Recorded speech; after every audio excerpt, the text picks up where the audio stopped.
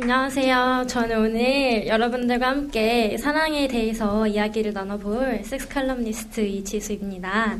그래서 제가 사랑에 대해서 이제 사전적인 정의를 가져와 봤어요. 그래서 읽어보시면 알겠지만 이거 되게 포괄적인 정의예요. 실제 사랑에는 하위 분야가 훨씬 많아요. 뭐뭐 있을까요? 뭐 부모님이 우리한테 주시는 사랑도 있고, 뭐 절대자의 사랑, 신의 사랑 같은 것도 있고, 형제 간의 사랑, 친구와의 사랑 여러 개가 있는데 저는 오늘 여러분과 남녀 간의 사랑, 에로스에 대해서 이야기를 해볼까 합니다. 근데 에로스는 다른 사랑이랑 조금 다르게 성장기 내내 억압되는 경향이 있어요. 왜 그렇죠? 보통 중고등학교 때 엄마한테 엄마 나 누구 좋아. 그럼 엄마 뭐라 그래요? 아, 너 대학 가서 만나. 지금 공부해야지. 지금 그럴 때 아니다. 이런 얘기 많이 하잖아요. 그래서 우리는 막연하게 아, 나는 지금 좋아할 때가 아니구나 라고 생각한 채 그대로 어른이 되어버리는 경우가 많아요. 그래서 성년이 돼. 20살이 딱 되면 그냥 날짜만 바뀌었을 뿐인데 우리 뭐라고 생각해요? 아, 난 이제 어른이니까 사랑해야지? 이렇게 생각하기 쉬워요. 그래서 성년은 진짜 사랑을 할 수 있는 시기다. 이렇게 막연하게 생각을 하는데 맞는 말은 맞는 말이죠. 이제 옛날처럼 뭐 누구랑 뭐 골목에서 키스했다고 선생님이 징계 주고 그러지 않고 모텔 갔다 오고 뭐 경찰이 쫓아오고 이런 거 없고 자유롭게 사랑할 수 있는 시기가 맞긴 맞아요. 근데 우리는 사랑할 자격이 있을까? 사랑이 뭔지는 알고 있을까요? 보통 사랑에 빠지면 어때요? 사람마다 자각 증상은 좀 다르지만 대충 비슷하게 뭐 설레고 보고 싶고 생각나고 걱정되고 뭐 만지고 싶고 애틋하고 때로 슬펐다 화도 났다가 막 이렇게 하죠. 그래서 우리는 사랑에 빠지면 아, 난 지금 사랑에 빠졌구나 하고 스스로 생각하게 돼요.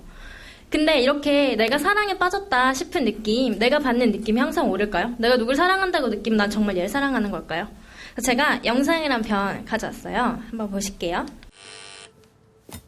Downtown, Samantha was working out some karmic issues of her own.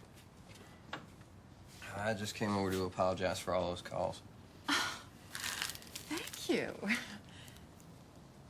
Anything else? I've been waiting for a woman like you my whole life. You are the hottest thing I've ever seen.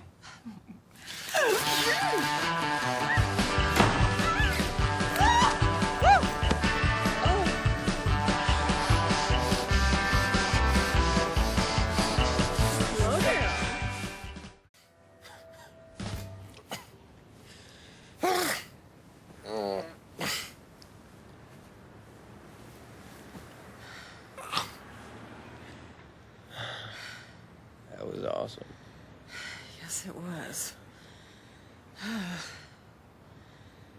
Sam, Yes, Sam?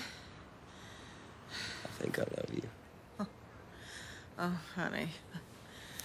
That wasn't love. That was sex. No, ma'am. I love you. Okay.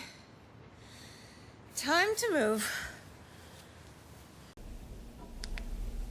어떻게 보셨어요? 이게 바로 사랑에 서투른 젊은 층에서 가장 많이 나타나는 실수 중에 하나인데요. 사랑이랑 욕망을 구분하지 못하는 행태예요.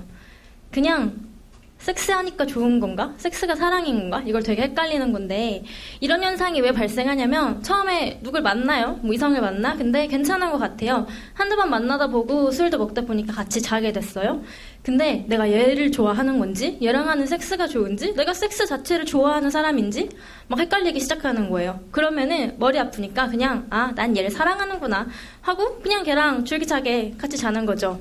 그걸 사랑이라고 믿으면서. 근데 그게 정말 사랑일까요? 사랑일 수도 있어요. 사랑하면 같이 자고 싶어지는 거는 당연한 거죠. 근데 반드시 섹스를 했다고 그 섹스가 좋았다고 그게 사랑이라는 건 아니에요. 섹스란 사랑은 별개로 봐야 합니다, 여러분. 그래서 남자들 흔히 처음에 연애할 때 그런 말 많이 해요.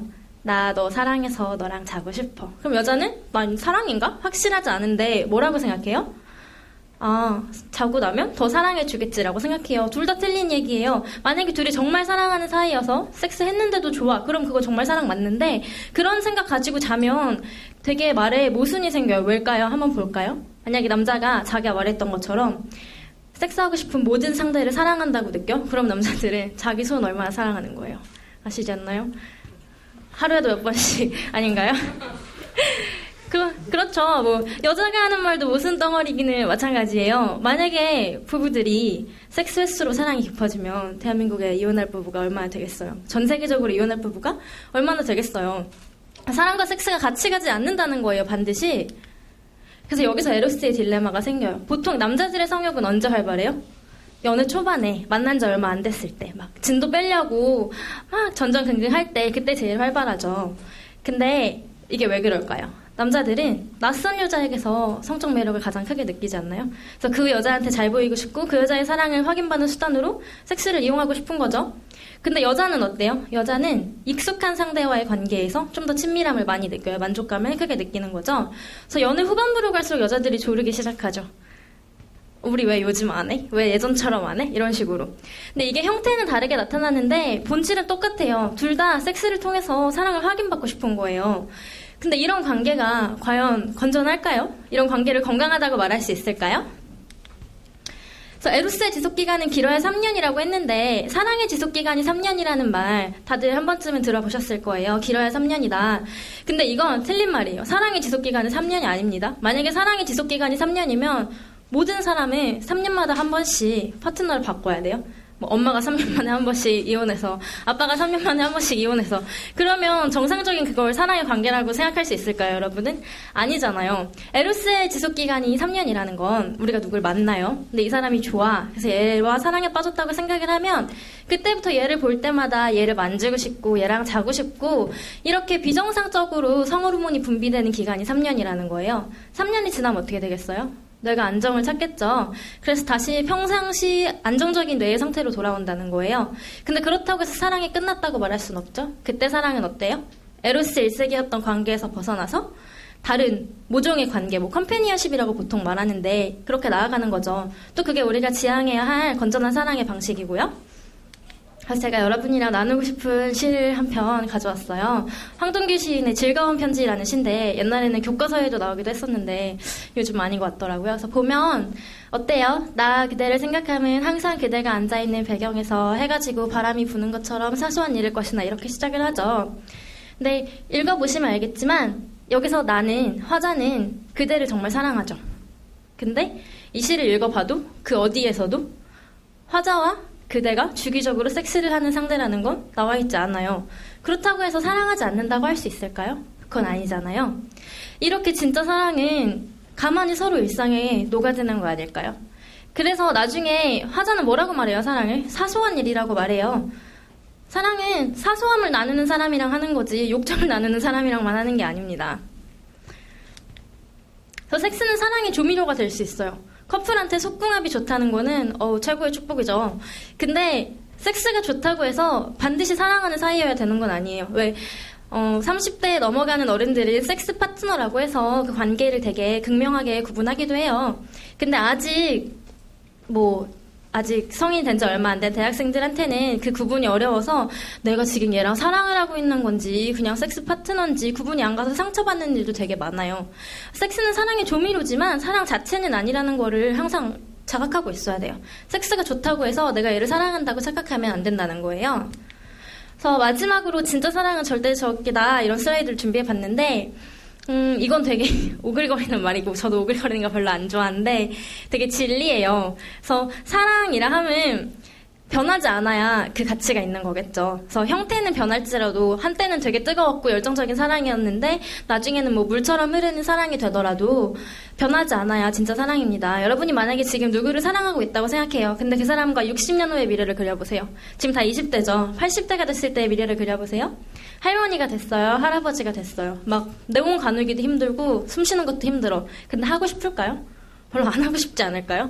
지금 누가 닿는 것조차 귀찮은 나이인데 근데 그때 생각해서 나 이 사람 별로야. 그렇게 지금 그 사람이 느껴지면 여러분은 지금 친밀한 섹스 파트너와 연애를 한다고 착각하고 있는 겁니다. 그때 아주 시간이 많이 지나서 우리가 뭐 섹스를 할 수 없는 상황이 됐을 때도 나는 이 사람이 너무 사랑해 하는 그게 돼야 여러분이 진짜 사랑을 하고 있는 것 같은데 대표적인 예가 그 얼마 전 영화 중에 니마 그강을 건너지 마오 할머니와 할아버지 아무도 두 분을 뭐 그런 성적인 관계에 뭐 뜨겁다 불타오른다 이렇게 생각하지 않았죠. 근데 그게 우리가 궁극적으로 지향해야 될 사랑의 형태겠죠. 그래서 지금 뭐 20대 초반 한창 좋은 나이 모든 제약 풀렸고 처음으로 맛보는 자유 너무 즐겁고 그럴 수 있는데 그렇다고 맨날 데이트 코스가 모텔 가서 막 자고 막 차에서 하고 이러면은 강의실에서도 하더라고요, 요즘에. 그러면은 이제 나중에 추억이란 깜깜한 데서 벗고 뒹군 추억밖에 없게 돼요. 그럼 내가 지금 걔를 아무리 사랑한다고 느껴도 그걸 뭐 10년 후, 20년 후에도 아, 내가 걔를 사랑해서 그렇게 맨날 그랬어라고 기억할까요? 아니면 아, 내가 왜 그랬지라고 생각하게 될까요? 저는 여러분이 건강한 연애를 할 수 있었으면 좋겠어요. 저는 청춘의 건강한 사랑을 원합니다.